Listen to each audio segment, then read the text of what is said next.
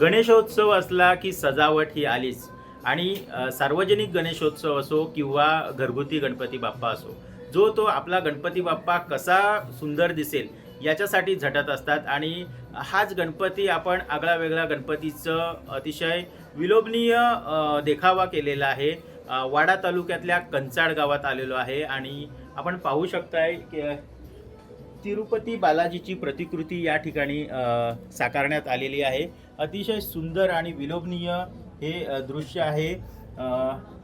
एकंदरीत बालाजीची प्रतिकृती या ठिकाणी साकारलेली आहे आणि गणेश भक्तांना अतिशय प्रेमाने आणि आदराने या ठिकाणी हा देखावा साकारलेला आहे.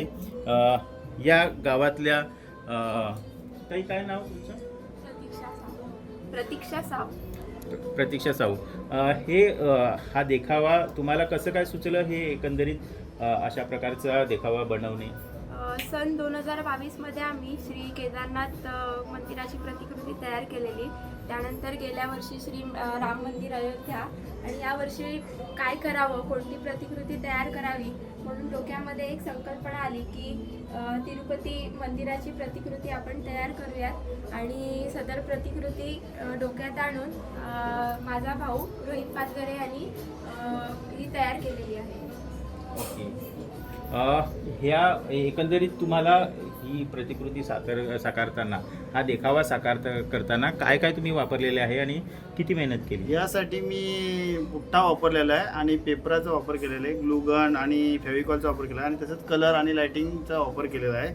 त्यासाठी मला जवळजवळ 1 ते 1.25 महिना कालावधी लागलेला आहे. हा जो सर्व देखाव्यात जे मटेरियल वापरलेलं आहे ते सर्व इको फ्रेंडलीच आहे? इको फ्रेंडली आहे. काय काय म्हणजे? याच्यामध्ये फायबर फोम आहे, पुठ्ठा आहे, पेपर आहे. याच्यासाठी पेपर वापरला आहे आपण हत्तीसाठी आणि तिरुपती बालाजीसाठी पण पुठ्ठाच वापरलेला आहे, पुठ्ठ्याचं बनवलेलं आहे.